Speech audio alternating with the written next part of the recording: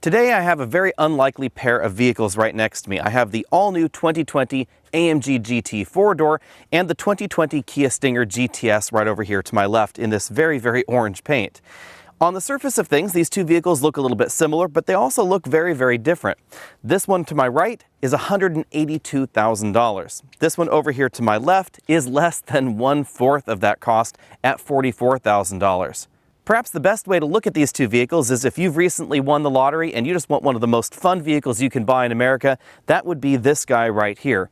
If on the other hand you've just had a good haul on a scratcher and you're looking to treat yourself with something that's a little bit more fun, that would be this Kia right over here.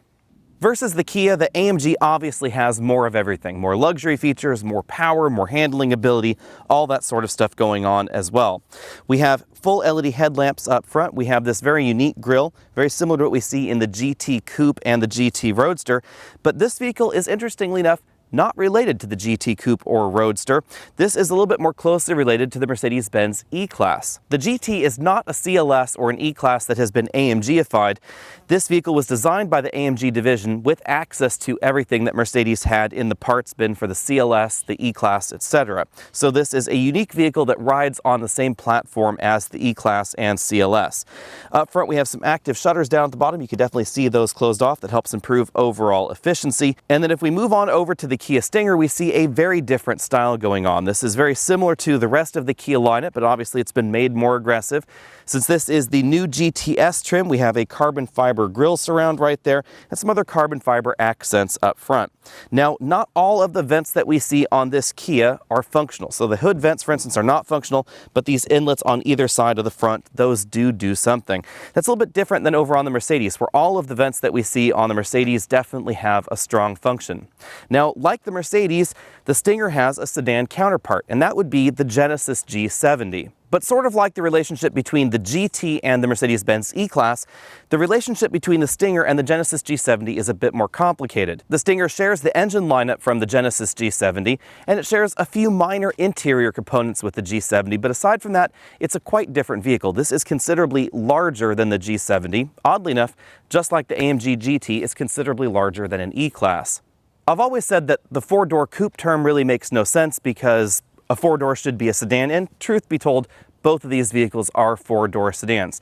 But they're also both styled in the more modern coupe-like format where the roof line drops right down there to the trunk lid. It's sort of in one arc. At 199 inches long, the Mercedes is about 9 inches longer than the Kia. And a lot of that goes right there to the hood area because this was designed to accommodate the large and powerful V8 engine that we find under there and all the cooling that's required for that massive engine. That means that back here in the cargo area, we don't really find too much of a difference. And we also don't find too much difference when it comes to overall interior room, even though the wheelbase is a little bit longer on the Mercedes. Now, another differentiator is that the Mercedes is following a little bit more closely the traditional coupe styling with these frameless windows right here. So when you open those, there's no metal part that comes with the window. As we move on over to the Kia over here, we find again that same sort of coupe-like styling, but we find doors that do have frames around the window. Now this does mean that this is going to have, generally speaking, a little bit less wind noise around the windows than something like the Mercedes. We also don't have the windows that have to move up and down in order to open the door. Like the Mercedes, we have that long hood proportion that you'd expect in a rear-wheel drive vehicle and a decent distance between the wheels and the front doors, also known as the dash-to-axle ratio, but we have a much smaller hood because this was not designed for the same kind of engines that we find under the hood of the Mercedes. The extra cash for the Mercedes also gets you much wider tires, much bigger brakes as well. We also have these relatively expensive wheels that are optional on the Mercedes. Let me know what you think about them down there in the comment section below. I'm not the biggest fan of this particular wheel look. I find that the rest of the wheels available in the GT are more attractive than these. But we have 315 width tires in the back. These are very wide, 275 width tires up front. Over here in the Stinger, we find much narrower tires, 225s up front, 255s in the back for this particular model. Now again, both of these have all-wheel drive. But because both of these all-wheel drive systems are designed to send the majority of power to the rear wheels, that's why both of them have staggered tire designs, wider tires in the rear on both of these options. Moving to the back of the Mercedes, we definitely find an excellent precision when it comes to the build quality. We have a pop-up spoiler that activates either automatically or manually via a button on the inside. And then we get these large quad exhaust tips down there at the bottom. Definitely a lot of aero treatments going on, but it also has a style that's very flowing, very Porsche-like really. This was designed to compete very directly with the Porsche Panamera. Now, interestingly enough, Kia also, in a way, calls the Stinger an alternative to, but not really a direct competitor to, the Porsche Panamera. Also the Audi A7 and A5 fastback designs. But the key difference between these two vehicles is, of course, that the Kia was designed as an alternative to, but not necessarily a direct competitor to, those options, whereas the AMG T is a very clear competitor to something like the Porsche Panamera. Still, we have a lot of things going on back here that you would generally expect to find in a luxury vehicle, like the LED tail lamp modules, quad exhaust tips down there, and some additional aero treatments. And both of these vehicles are designed as liftbacks, so both of these, the trunk lid and the glass, are one part of the machine. Starting from lowest horsepower to highest horsepower, obviously the lowest horsepower is going to be found under the hood of the Kia Stinger. The base engine is a 2-liter turbocharged engine producing 255 horsepower and 260 pound-feet of torque. That will get this model from 0 to 60 in 5.9 seconds. That model is a very logical upgrade from something like a Camry or an Accord if you wanted the rear-wheel drive driving dynamics that we find in the Stinger and very similar acceleration profile. Then we have this engine right here. It's a 3.3-liter twin-turbo V6 shared with the Genesis G70. This produces 365 horsepower and 376 pound-feet of torque. It'll get this vehicle from 0 to 60 in about 4.5 seconds. Both of those engines are mated to an 8-speed automatic transmission, and all-wheel drive is available. The AMG also has a 2-engine lineup, but again, we get more of everything. So the base engine is an inline-6 turbocharged engine. It produces 429 horsepower and 384 pound-feet of torque, more than the top-end engine line that we get in the Stinger. That will get you from 0 to 60 in 4.4 seconds. All-wheel drive becomes standard, and we get a 9-speed automatic transmission. Then we have this engine right here. It's a hand-built 4-liter V8 engine that produces either 577 horsepower and 590 pound-feet of torque, or 630 horsepower and 664 pound-feet of torque. And that's the one that we've gotten our hands on today. That will get you 0 to 60 in 3.3 seconds for the lower power model and 3.1 seconds for this model right here. Again, power is sent to all 4 wheels via a 9-speed automatic transmission, but instead of a torque converter in that automatic, we have a single clutch setup. This is what Mercedes likes to call a multi-clutch transmission. That's because we have the one clutch between the engine and the transmission, and then we have some clutches going on inside the transmission itself. So this is not a dual clutch transmission like we do find in some of the competition. This is a traditional automatic transmission without a torque converter. A lot of folks ask me, why do luxury and performance cars cost so much more than a more mainstream built vehicle like the Stinger right here? Well, when we take a look under the hood of the Mercedes, you'll definitely see some of the reasons. We have a much more complicated engine right here. Not only is it more powerful, but this was also hand built in order to get to the exacting standards required to make 630 horsepower from a 4-liter V8 engine. We also have a different design. We have a backwards design where the turbochargers are right there in the valley of the V. That's because the intakes are on the side. That helps improve turbo performance, but does require more expensive materials to be able to reject the heat, handle all of that going on. You'll notice we have to have a heat shield right up here in the hood, and we don't find that over here in the Kia because the Kia's turbos are in a more traditional position on each side of the V6 under this hood. We also don't find the same kind of cooling systems in this vehicle that we do find in the Mercedes. We have a ton of radiators under here. The radiators are big. We have bigger, more powerful water pumps because you have to be able to cool 630 horsepower as well. And the heat rejection requirements and cooling requirements in the Stinger are just an awful lot smaller. In addition to that, we find a different front suspension design in the Mercedes. It definitely costs more to build and design this kind of suspension. And we have an air ride suspension in this vehicle versus an available traditional adaptive system over here in the Kia. On the inside, clearly it's going to be a world of difference between the Mercedes and the Stinger. We have bigger LCDs in here, we have more advanced software with more options, more features, more displays, all that sort of thing, and definitely better materials quality in here. Everything from the dashboard all the way to the bottom of the doors is coated in leather, just as you'd expect in a vehicle that costs over $100,000. We also have a more premium headliner, definitely a more interesting and more engaging steering wheel design. And then we have a ton of buttons right here in the center console that allow you to adjust all sorts of things at the press of a button. So we can engage manual mode, adjust the suspension, we can adjust the drivetrain, we can adjust the exhaust, the rear spoiler right there, the auto start stop system, etc. And as you'd expect in a vehicle this expensive, we have a number of different wood options, and all the wood in here is real. But the Stinger is still quite comfortable in its own right. The seats are more adjustable than we find in many mainstream vehicles out there, containing 4-way adjustable lumbar support. The steering wheel is also a very engaging design, especially for a mainstream vehicle yet again, and build quality is definitely above average for a vehicle in its price category. Both vehicles are liftbacks, and both vehicles have about the same kind of cargo capacity based on what we've seen today so far. Now, on paper, the Mercedes apparently has a 12.7 cubic foot trunk and the Stinger has a 23.3, but I think there's something wrong with the Mercedes numbers, and maybe they're not calculating things exactly the same way. Now, the big difference you'll see between these two vehicles is the way that the hatch opens. The hatch on the Mercedes almost looks like you just took the lid off of a box, whereas over here with the Stinger, we definitely have what looks like a trunk lid combined with the rear window. Now, the most likely reason that Mercedes chose this particular look over here is that it adds additional structural rigidity to the vehicle, because we have an opening that is just a simple oval right here. We have a lot of structure going on right there behind that opening, whereas over here in the Stinger, this probably induces a little bit more body flex. That's the most likely difference between the two, although it's going to be a lot easier to put cargo in the Stinger because the opening is definitely lower. The other difference that we see back here is that the Stinger does have an available spare tire under that load floor, and we don't find one in the Mercedes. The most likely reason for the lack of spare tire in the Mercedes is that getting one that would fit over the absolutely massive brakes up front would just take up an awful lot of cargo room, so we don't have one at all here. The first thing you'll notice out on the road is that Mercedes has really done a lot of work on the MCT, or multi-clutch transmission as they call it.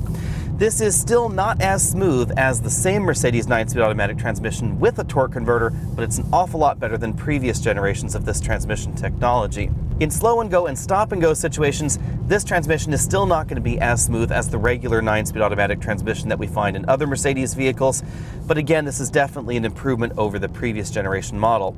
Comparisons can be a little bit tricky. The GT4 door gets a 4-wheel steering system, and that definitely helps this feel smaller and more nimble out on winding mountain roads like this.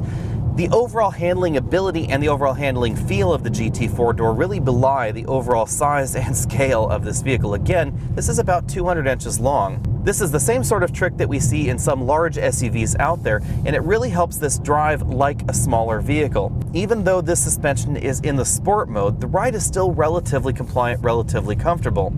Now, if you put this transmission into Sport Plus mode, then it does become a little bit firmer, but it's still quite livable. When it comes to a combination of ride and handling, people tend to gravitate towards different styles of vehicles.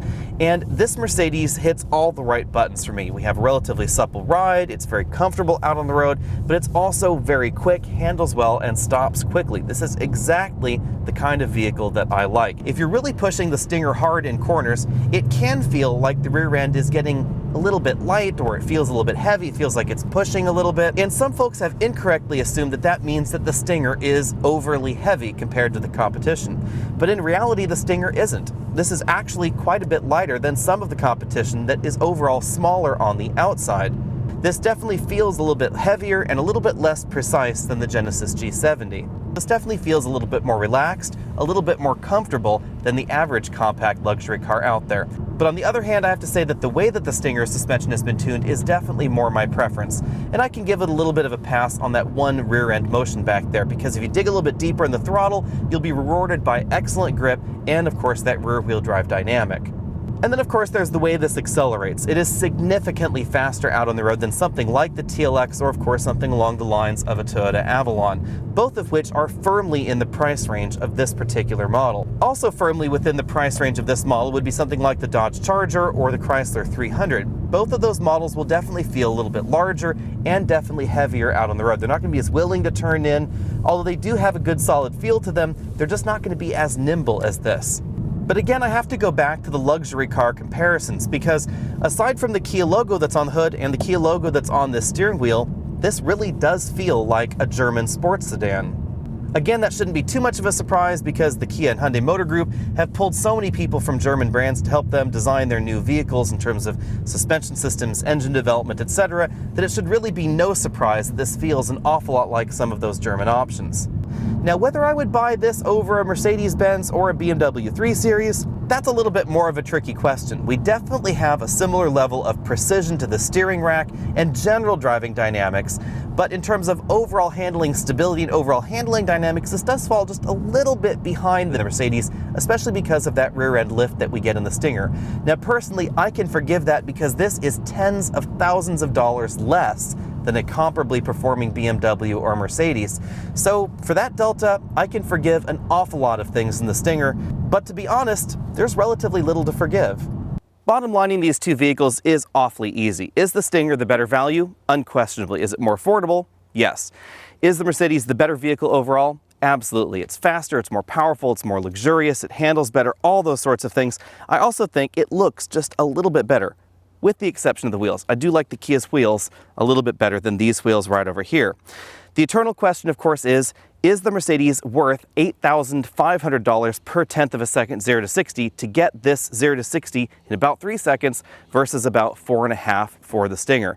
That's a decision that only you can really make. And again, the point of this video is not necessarily to directly compare the Stinger to the Mercedes, but just to show what you get for your dollar. The Stinger is an absolutely incredible value in the mainstream segment, but it is still a mainstream vehicle. We still have a Kia logo on the front, although it is interesting that Kia has done a good job of not putting a Kia logo on the back of the Stinger. A lot of folks out there have said, I would buy it if it had a different logo on it. And honestly, the logo is part of the expense of the Mercedes. It's the way the brand appears to you, it's the way the brand treats you at the dealership, etc. But it's also the German precision and engineering that go into every aspect of the Mercedes. Again, we have more complicated systems, more thoroughly engineered systems, and they've spent an awful lot more money on things like the aero engineering. Again, all the vents on the Mercedes are functional, whereas not all the vents on the Kia are. And then there's just the absolutely insane amount of power and performance that we get in this vehicle. Some outlets out there have actually put the performance at 2.9 seconds 0 to 60. I haven't had the opportunity to fully test this at home or in weather that was dry. As you can see out here, it has been raining the entire time that we've been able to drive the Mercedes, except for this brief moment where we're filming it. But I absolutely would not doubt that this could achieve below 3 seconds 0 to 60 if you use the launch control function. And it is an awful lot of fun to drive, but it also feels bigger and heavier and a little bit less engaging than the Stinger. Now, that's also logical because this rides on an air suspension. It's a heavier luxury vehicle with more of a GT mission in mind, whereas the Stinger is trying to sort of be the four-door alternative to a Mustang or a Camaro. Let me know what you think about all that down there in the comments section below, and let me know what you think about each of these vehicles in their own right. I think these are both pinnacles of their respective segments. This is an awful lot of fun, and it's most importantly an incredible value in the mainstream segment. This is a solid upgrade from something like a Camry or an Accord, and a very solid alternative to something like an Acura TLX, a Chrysler 300, a Dodge Charger, with perhaps the V8 engine, the base V8 engine in the Dodge or in the Chrysler. Meanwhile, the Mercedes over here is a solid alternative to something like a Porsche Panamera or perhaps a new BMW 8 Series. This is also a solid upgrade from something like the Mercedes-Benz E-Class if you're interested in something with more style, a little bit better handling, a little bit better performance, etc. But you don't want to get something as big as an S-Class. You're looking for something that's big and sporty, but not big and soft like that Mercedes-Benz. Again, let me know what you think about all that down there in the comment section below. And of course, check out the respective videos on the Stinger and on this Mercedes AMG that we have on our channel as well. I'll see you next week.